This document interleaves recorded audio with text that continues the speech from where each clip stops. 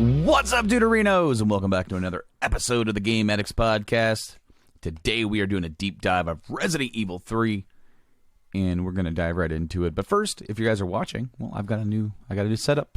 I got a whole new podcasting game room-ish setup. It's actually my bedroom. We've redone the bedroom. There's been a lot going on in my life, which is why there was kind of a gap between Resident Evil 2 and Resident Evil 3. I do apologize for that. But we're here. We're here to talk about Resident Evil 3, and we're just going to dive right into it because the next episode is going to be like my catch-up, talking to you guys about what's been going on in my life, gaming, all that stuff. But that's next time. I made a promise. I'm going to do Resident Evil 3. We're going to talk about it in a deep dive fashion. So here we are, guys. Resident Evil 3. And, you know, why am I only going to do the first three? Well, those are the first, the first three are like the ones that are the most deepest connected to me. You know, I played the first three, and then after that, you know, I did play 4, I did play 5, I played Code Veronica eventually, but it was the attachment of the first three that really, tied in my love for the series. And since then, that love it's waned a little bit. 7 kind of brought it back because it was kind of fun, it was new, but it was old at the same, But now we have, of course, right now we got 8 coming out, Village, and, am I going to get it day one? Probably not. I have watched the demos. I haven't even played the demos, but I've watched them, and maybe that's going to be determined later on.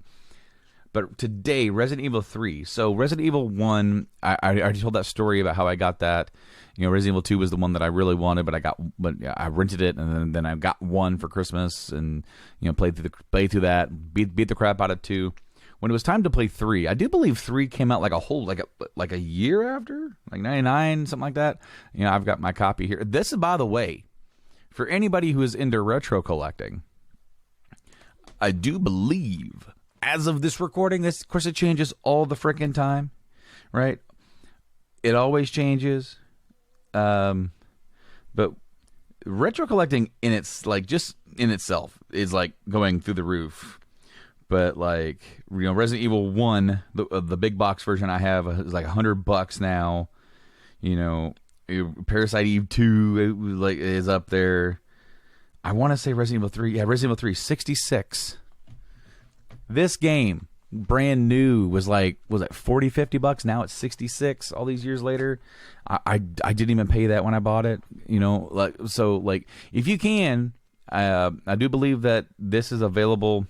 Possibly on the PlayStation Store. Don't quote me on that. I want to say at one point all of the Resident Evils were. But there's ways to get it. Of course, they did the remake, which we'll be talking about and comparing to. But Resident Evil 3, I was super excited for. I do remember, at that point having played 1 and 2 to death. So when 3 was coming out in '99, I was all hype, all 100% hype, and I remember being on vacation. We went on vacation down to Texas. It was one of the very few vacations I ever actually got to experience as a child. We went down to Texas, went down to Galveston Island, and it was really nice. But here we are. I think we met up with some family, and we actually took a member of the family rode along to the airport.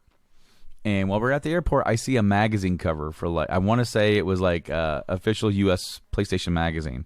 And of course, they used to come with demo discs. Well, this was a big feature. It was like the June edition, huge feature for Resident Evil 3 Nemesis, and it had so many screenshots and previews. I could not wait to get my hands on this game. It really seemed like it was going to be a further dive into Raccoon City, just like I really wanted in 2. And in Resident Evil 2, you spend like 2% of the game outside. The game is broken up into the the prologue streets, And then the big meat of the game is the police station, and then the sewers, kind of, and then of course the final lab area. But in Resident Evil 3, you spend a lot more time out in the streets and alleyways, and I was super excited about that because I wanted to experience that all hell breaking loose as the zombies are taking over the city. You know, I wanted to experience that, and Resident Evil 3 does kind of give you that. Now, this game wasn't supposed to be Resident Evil 3.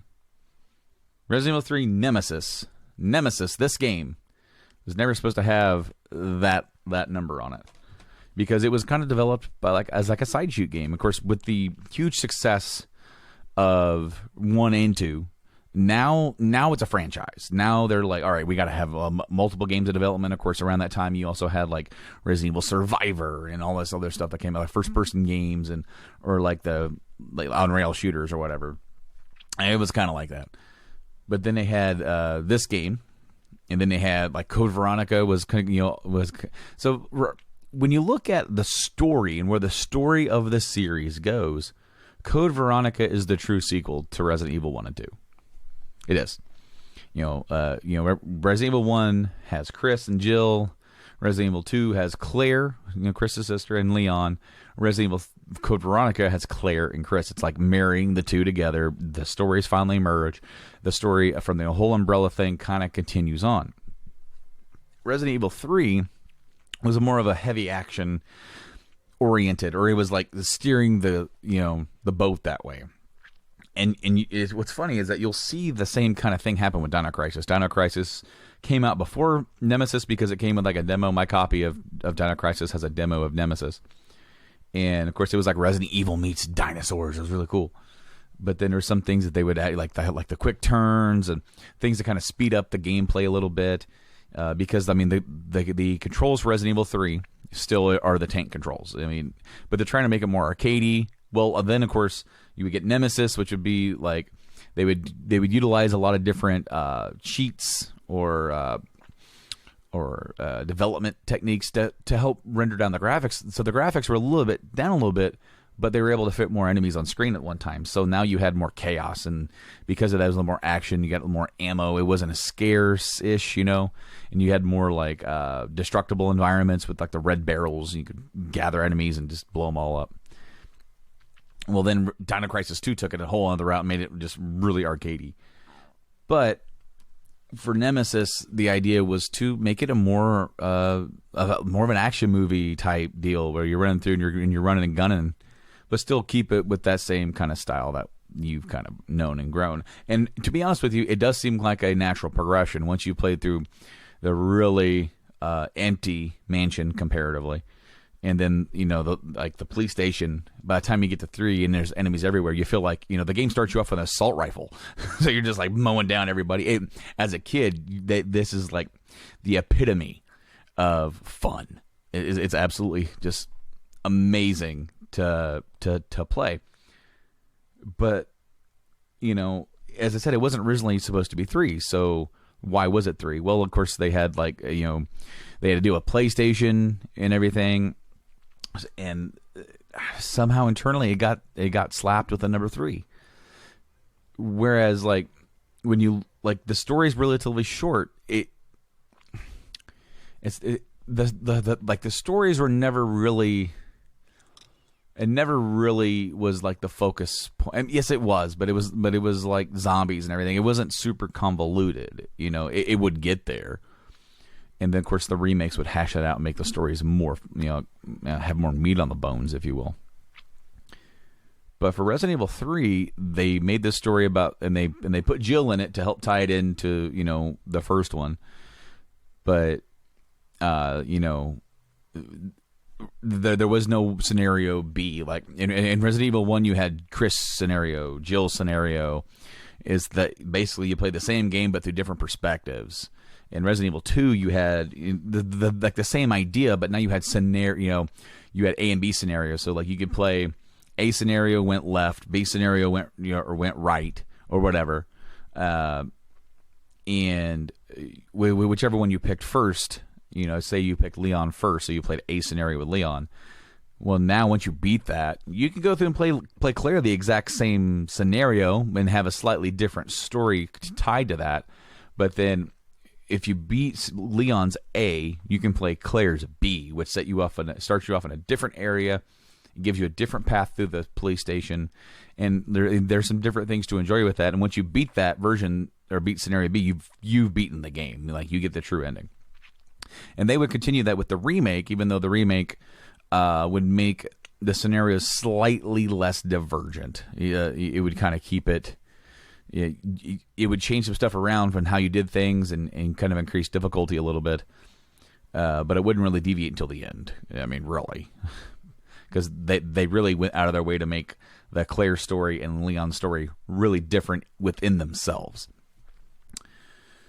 With Resident Evil 3, you had one. You had Jill. That was it. You had one story path, and you got to switch to a different character at some point in the game and then switch back. That was it. Same thing with the remake, which we'll talk about in a little bit. But so therefore, you have a inherently shorter campaign, which I want to say Resident Evil 3 was the one they brought in Mercenaries, where you could kind of have this arcade mode where you play as the Umbrella Corps, and you run around trying to save people. Just you get points. And you get to unlock different things with that. So it was like a different mode. The remake would do the same thing with the Resident Evil Online Survive. I can't remember what it was called now. I never even played it. I had no desire to play the online mode. I just wanted to play the single player. Resident Evil 3, therefore, is a much shorter, more concise experience. And that's not altogether a bad thing. Especially with me getting up into like my 30s, I got kids. Sometimes playing a shorter game is fun to me. I actually get to dive in, have my fun with it, and be done with it, and it was a good experience. I do enjoy my RPGs. I do enjoy sitting down for hours upon hours exploring and stuff like that, but sometimes I don't have the time to do that. I don't have time to just sit there and play. Well, I got, like a 5-year-old and almost 2-year-old running around. I can't. I just can't. So, therefore, the shorter game last year when the remake came out, a lot of people were complaining about that, about the length and how it kind of diverged, and I was perfectly fine with it, but we'll get there. Resident Evil 3, the original release, came out in 99. I want to say it was like November or somewhere around that, and it scared the absolute daylights out of me, just like 2 did. Absolutely. I was not ready for it. Yes, I played 2. Nemesis is like the new villain of the game, kind of a new tyrant, and very similar to Mr. X and how he follows you around. A lot of people feel like he's more random, but in true reality, he does have triggers in the original game. A lot of people felt like in the remake, it wasn't as random. He showed up at exactly the same right points, and it was the exact same way in the first one. However, you felt like it was more random because you'd run by an alleyway a couple times, and one time you did, he was coming at you and out of the blue. But really, it was because you met a certain threshold that, like, whether you were carrying a certain item or not, now he's going to show up and come at you. Nemesis does take a lot to take down. And if you play through the game on normal mode, you'll get rewards. You'll get like first aid packs. Where I think there's a pack where you can carry like 3 first aids in one thing, so it saved up space in your inventory. You got like handgun parts for like badass handgun, a bunch of different stuff that you could get on easy mode. If you played Resident Evil 3 Nemesis on PS1 on easy mode, you started off with almost everything. You had shotguns, bazookas, magnums. Assault rifles. You were loaded to the T to go out and take on the world. It made it fun, but overall they did make it to where ammo was a lot less scarce in the original game now, especially compared to 1 and 2. Whereas it's still survival horror, and you need to save your items, but they're like, you have a tyrant chasing you around where you're going to pump ammo into. You have a lot of more enemies that you're going to pump into, and so they give you opportunities to either find more ammo or find gunpowder. They introduce a gunpowder tool for you to make your own gunpowder or ammo based on what gunpowder you find: handgun, shotgun, whatever. You make a bunch of different ones, so that way you're more armed and more ready for what's around the corner. And one thing they also did was randomization. They made more item placements, not key items, but like ammo and stuff like that would be a little bit more random. And then also hazards like, okay, for example, in Resident Evil 2, when you go to put certain things in, like you'd have zombies bust through the window at you or something like that. Those were programmed to do that. Well, in Resident Evil 3, they made it to where if you run by this car door 17 times, he may never pop out. But if you play it on another playthrough, he might come out on the second time. You're like, oh man, that never happened to me before. So they made it a little bit more random in that aspect. Man, what else can I talk about before I dive into the actual story? Because the story's kind of minimal, but like we'll talk about it. Gameplay wise, see, I talked about the controls, the quick turns. Oh, okay. So the decisions. So Resident Evil 3 introduced a decision based like key moments. So like you get to pick one or two. Which one do you want to pick? And depending on what you would pick, it would drastically kind of change the outcome of that scenario that you're in. If you run away, you might get taken to another area that you wouldn't see otherwise if you didn't pick that. Or if you do another way, if you try to maybe it's like stand your ground or run. So like the very beginning in the police station, if you stand your ground, you're going to sit there and you're going to fight the Nemesis the first time. Good luck, by the way. You're going to be pumping in like 28 handgun bullets into him just to knock him down, and it's not worth your ammo or your time at this point. So the best move is to duck inside because he's not going to follow you immediately inside. You're going to have time to kind of like run around and get your bearings. But that's a choice.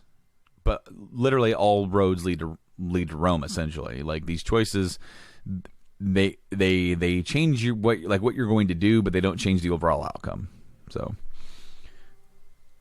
the police station. One thing that I really enjoyed about Resident Evil 3 was how the story takes place kind of before and after Resident Evil 2. So Resident Evil 2 takes even though the overall length of 3 is shorter, the sequence of events take place like around that same time. So you actually get to go into the police station at the beginning of the game, and you get to wander around the police station, and even in like 99, even though you just played Resident Evil 2, it gave you a sense of like nostalgia. Like, oh my gosh, I'm back at the police station. This is awesome. I'm going to run around here and do some stuff. And that's something that we hadn't really seen a lot before in like other games. Now, see, development of this game was relatively fast, all things considered, because you had Resident Evil 2 came out in 98. 3 came out in 99. It was like literally the next year. It's not like today, where we had the remake of Resident Evil 2, and then it took like almost like, was it a full year or almost 2 years? It was something like that. But like they were developing at the same time, and they didn't release at the same time.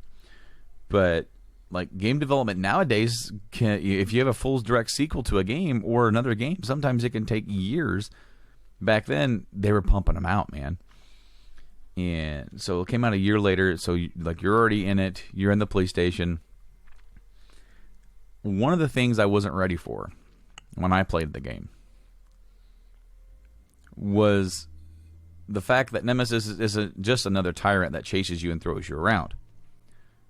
The dude carries a rocket launcher sometimes and will shoot you with the rocket launcher. When you're in the police station for the very first time and you're running through, say you ducked him. You duck him and you run inside. He's banging on the door and you're like, haha, I'm in here. I'm going to go into Star's office and find my stuff.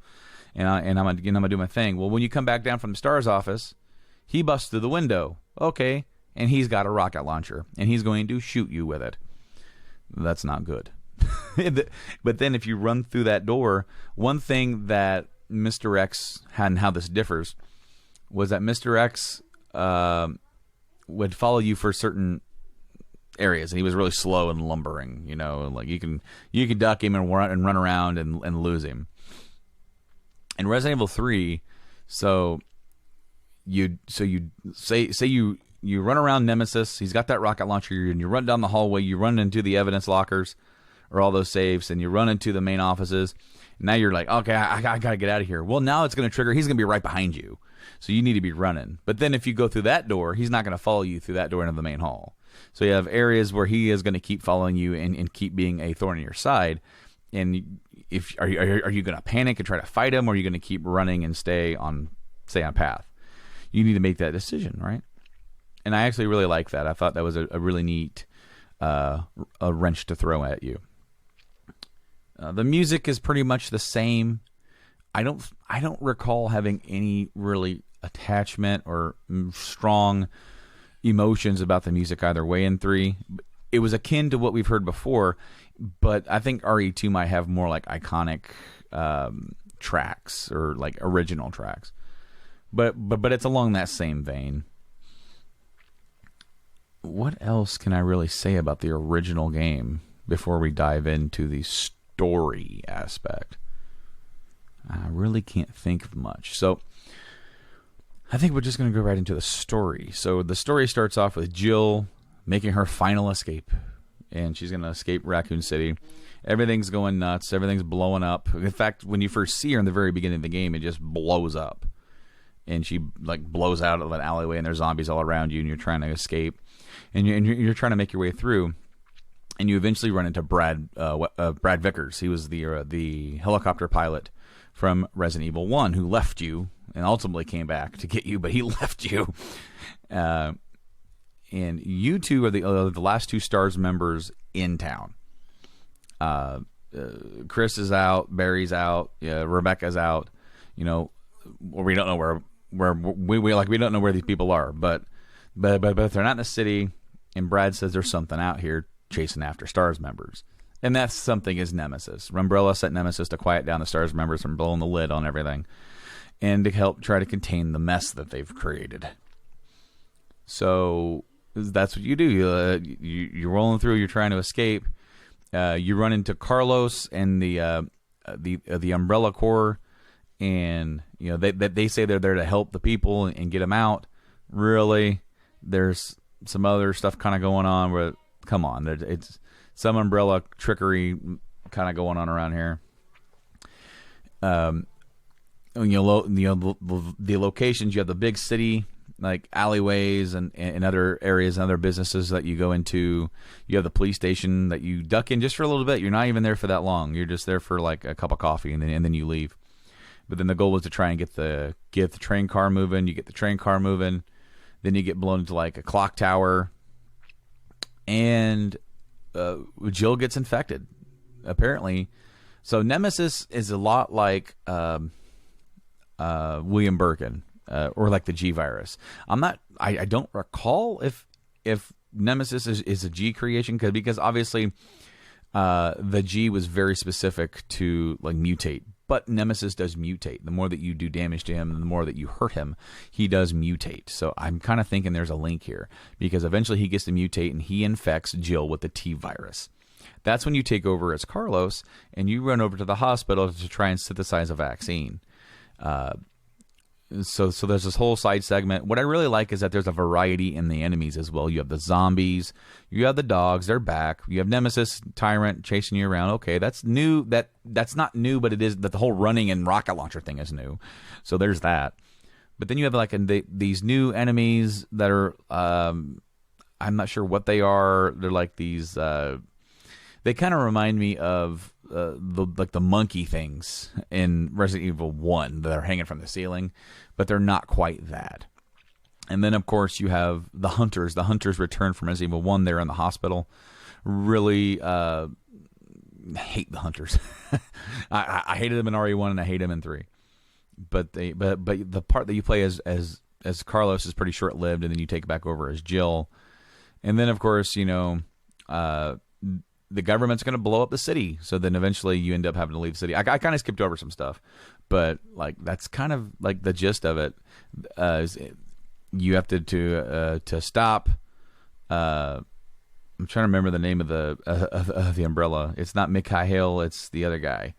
But one of those guys is a douche and is basically kind of screwing you over along the way. And then you need to try and escape. So you have to destroy Nemesis, which is Nemesis ends up metamorphosing into this big giant thing that you have to try and defeat. And then you escape with Carlos. That's the end. Like, I'm gonna take Umbrella down. That's the end. There's also a secret ending.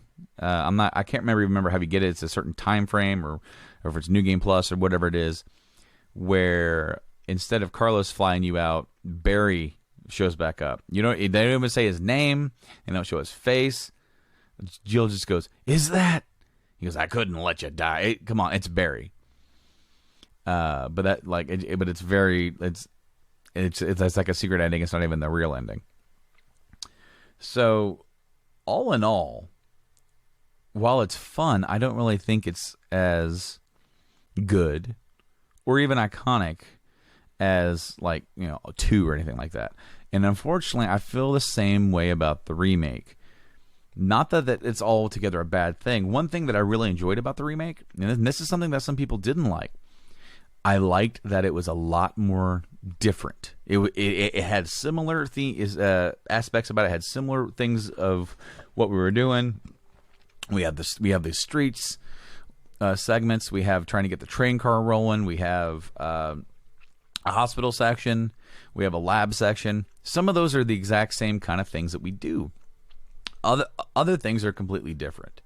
So yes, the remake of Resident Evil 3 is a little bit more action-oriented compared to RE2. What I like about this is that this RE3 is definitely a sequel to the RE2 that we got, which a lot of people, including myself, are really hyped for its release, and I had a lot of fun with it and do enjoy it a lot. I think it's really good. The problem is that it's the exact same problem as the original. The original Resident Evil 2 and the remake of Resident Evil 2 are so good that this just falls flat in comparison. Not maybe flat, maybe that's too strong of a term, but it definitely falls short due to that. The story in the remake is also shorter, but again, I don't see that as a real big problem. It's fine. It's about 6 hours. I want to say RE2. Each one is about 6 hours, so you have like 10 or 12 hours. Then you have now you can flip them and do the other scenarios. So you get other stuff to keep you kind of occupied to help make the game last longer. With this one, see, originally they were going to do Resident Evil 2 and 3 as like a bundle, or at least that was the rumor, and this one wasn't ready. 3 wasn't ready. So think about it, we would have got RE2 and 3 as a remake bundle, and that would have been just like a big bang for your buck. Well, when they didn't do that and they waited, they bundled the remake with like an online game, Resistance. I looked at the back of the case I have sitting right next to me. It wasn't Survive. That was Metal Gear Survive. Survive, Resident Evil. Hey, come on now, go, throw me a freaking bone, right? No, it's Resistance. I never even played it. I had no desire to play it. I'm not an online game guy anyway, but no. So they did that. They molded that in to try and make it more worth the $60. In reality, the remake of Resident Evil 3 is not worth $60. It just isn't. Is it worth $40? Maybe. If you find it for $20-$25, yeah, grab it. It's good. That's good enough cost for your bang right there, and you're gonna have fun with it. I guarantee you. The whole Nemesis in the remake works similar, but also, like I said, I actually like the way the game begins a lot. It throws you for a loop. Jill's having her nightmare kind of deal, and then comes out of it, gets a phone call from Brad, and there's Nemesis right busting through your apartment wall and chasing you throughout the apartments. I thought it kicks you off in high gear right away. And also the intro is all like, they have like the riot and the live action talking about the pandemic. I'm like, this was a little weirdly timed for when it came out in early April of 2020, when everything was on quarantine from a global pandemic. It was very ironically timed. Though I love the gameplay of the RE3 remake. I like that the gameplay shifts twice. You get to play as Carlos twice, and I liked the change. For Carlos, your plan is Jill. I actually like Carlos's representation a lot better in the remake. I thought they did actually a pretty decent job with him. He's a decent dude, looking out for Jill, and he truly believes that he's a part of something that's going to be trying to help people, and that this is a mess. And you know, she's like saying, "Umbrellas is the cause of all this." He's like, "Look, I don't know anything about that. I'm just trying to help these people." You know, it's simple, but it's effective. So, Nemesis. You have a couple boss fights with Nemesis, which I actually really like. They kind of do that in the original as well, where they make you have a standoff with him. But for some reason in the remake, they make it feel bigger and they make it feel like an actual event. Whereas in the original, it's like, okay, here you are, fight him. You know, do it. But no, in this one, yeah, you had the fight with the flamethrower, which I thought was really fun. And then after that, he mutates, and then you fight him again at the clock tower. So the clock tower's in there, but it's not a big, long section or anything like that. You're just there, and he's running around the courtyard of the clock tower, and you're trying to use these mines to get him and kill him. And once again, Jill gets infected. But what I like is that for the control parts, after the first boss fight, it shifts over. Now you're Carlos with your buddy. I don't remember his name. I believe he's a new character just for the remake of RE3. And now you're at the police station. So you're going through the police station from RE2 remake as Carlos, certain sections, and you know you're doing this stuff. And what I really like is that you're trying to get to the STARS office and you can't get there. So part of the reason why why there's a big hole in the showers is because of Carl. He needs to bust down a wall to get there. You know, hey man, you got to do what you got to do. But what I also liked is that there are liquors here. You know, the liquors are in the original RE3. There were no liquors around. They weren't doing anything. You know, they didn't do anything with that enemy type. In RE2 remake, you know, just like RE2, you know that they're in the police station and they're running around in there. What I like is that in RE3, when you go to the police station, there's actually some liquors in here that you might have to contend with because they're here anyways. So they're only really here. They might be in a few other spots, maybe in the hospital. In fact, yes, there are a couple in the hospital, but I like their inclusion because they just keep you on your toes. While Carlos is in the police station, he gets a radio call, or he calls Jill, and Jill just got done beating Nemesis. And for that first real big boss fight with him. And he's running over to try and get her. Meanwhile, they're looking for this scientist that they're told to get out of there. And this scientist can make a vaccine to the T-virus, whatever. He's holed up in this hospital. And by the time Carlos gets to Jill, she's fought Nemesis again. He infects Jill with the T-virus. So then that's when the hospital thing sets up. What I really like about the hospital section this time is that instead of it being like Carlos takes Jill to the clock tower church or whatever, lays her down and goes to his thing and comes back, they're in the hospital. He's running around the hospital trying to make a vaccine. There's zombies, there's lickers, there's hunters. He's doing his thing. You're pretty well equipped as him to deal with everything, but it still kind of keeps you on your toes. What I like about RE3 remake is that while it's just as action oriented as, like, you know, it's a little bit more, it still kind of makes you kind of like, you know, eye your equipment a little bit and make sure you have enough to deal with what you need to deal with. It doesn't overly give you a bunch of ammo just to give it to you.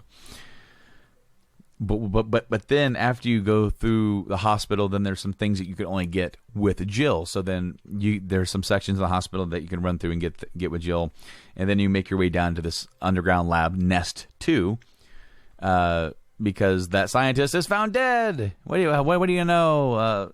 I can't remember the dude's name, the asshole, because I remember Mikhail or Nikolai. Nikolai, that's his name.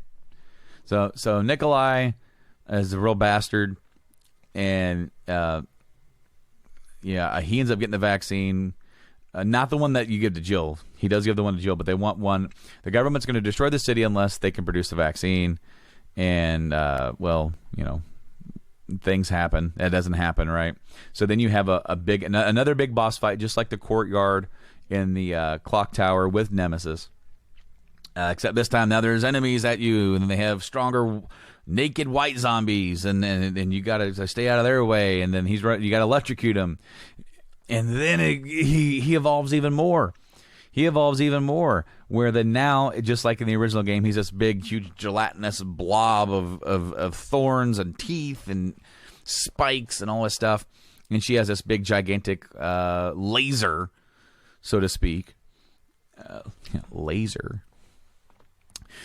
And she's gonna shoot him with it. What I really like is, of course, you shoot him with the laser once, and then you got to like put all of these things back in, these little like coolant tanks or whatever. And there's like I don't know if there's 4 or 6 of them, something like that. And he's trying to get you, and you're shooting at him to like stun him to try and go push those back in. But when you finally shoot him with the laser, she shoots him with the laser, knocks him down, and then brings this giant rail gun, sticks it in his mouth, and shoots at full blast, killing Nemesis. It is really cool. It really it really reminded me a lot of like Aliens or one of the Alien movies, like where she does that. But man, fun game, fun ride, and then of course. The vaccine, I believe, does get destroyed, and then they end up destroying the city. Anyways, but then you escape with Carlos, and, it's a fun, albeit, I wouldn't call it super short. It was shorter than, like, maybe modern games are, but it's enjoyable. When it came out at $60, I bought it at $60 because I was really, really excited to play it. But a lot of people were disappointed that they didn't really get the bang for their buck, and I completely understand that. Now that the game has been out for over a year, see how much it costs out there. See if you can get it for that $20 or $25. I believe it's worth it, and I believe it is worthy to be in a collection of modern Resident Evil games. In fact, my personal opinion, I liked 7, but I think Resident Evil 2 Remake is the perfect Resident Evil game they've ever made. The perfect mix of old, the perfect mix of new. And 3 continues that. It's almost like a expansion. So, like, the remake, if you have to ask me which one of these do I prefer, it's the remake. It is the remake. Even though they made so many changes to it, that's actually what I liked about it. The RE2 remake, I liked that they kept a lot of stuff the same, but they changed a lot of stuff too. But in this one, it's like they went a little bit further with those changes, with the overall changes to the settings and everything, while keeping certain key elements there. Now, the team that made RE3 were supposedly working on the remake of RE4 and got booted off of it because they were keeping it too similar. Apparently, Capcom. Now I'm going into rumor and conjecture now. We don't know if any of these things are true. This is stuff that we've just heard. Resident Evil 4 is getting remade. I'm not sure how I feel about that. I'm not necessarily excited about it. So, where do I lie? Like, I definitely see. I'm the guy who's waiting to pick up. See, I waited to pick up 7 for so long because I was like, I don't know, man. I don't know. I'm kind of worn out on it. And I tried 6 and hated it, so it was like I don't even want to go back to it. And then I finally played 7, and I liked it. It was different, but it brought back the tension. 8 seems like it's going to go along the same way by bringing in some stuff from 4, like the item management and craft, like they're buying stuff. But overall, it's trying to keep tension, which I'm for. So therefore, it's not something that I'm against. RE4 does not sit as well with my nostalgia as 1, 2, and 3 did. I played it. I liked it. Thought it was cool. I'm not sure where I sit on it. I guess I'll have to wait and see. But from what all the rumors were, that the team that made RE3 remake was developing RE4 remake, and they were responding to the fan reaction that came out that they didn't like some of the deviations of what made RE3 the original RE3. So they were trying to keep RE4 more faithful to what it was, while as Capcom is like, no, if we're going to remake a game, we're going to remake a game. We're going to change it up. Well, which I actually kind of agree with what they did with RE2 and RE3. That was like, here we are. I am on board with that. So I might be in the minority of that, but I think it works good, and I think you guys should go check out the remake of 3, for the right price. That's, I am a cheap ass gamer. I might have a decently sized gaming collection or anything like that, but I definitely didn't go buy out every single one of my games at $60 brand new or even more. For the games I really love, yes, I buy them brand new, and I buy them when they come out, and I'm hyped. That's why I paid $60 for RE3, and I altogether wasn't upset about it. But I recognize the fact that it definitely doesn't contain the value of a $60 game. So, I mean, the RE3 fits right in, and they're doing a remake of RE4. If I can be completely honest with you, RE1 doesn't need another remake, but I almost wish they would do a remake of RE1 in the same style of RE2 and 3. Why? Because I'm a glutton, and I need another copy of RE1, right? No, I don't. No, it doesn't need it, but man, there's a part of me that's like, man, I wish they would just I could have that 1, 2, and 3 with the same kind of gameplay, same kind of item management and style, so that would you would have that complete trilogy, I guess, congruent all the way across. But that is me, guys. I hope you enjoyed this episode. I hope you enjoyed me rambling and sharing my thoughts about these 2 games. They're definitely worth your time, and get them on the cheap, man. Buy cheap. Support the developers to buy brand new when you can if you really want to. But if you're worried about your buck, especially with how the economy is and the worldwide palindrome, if you will, that's everything's kind of going on. You need some games. RE3's been out for RE3 remake's been out for a year. Pick it up on sale if you can, buds.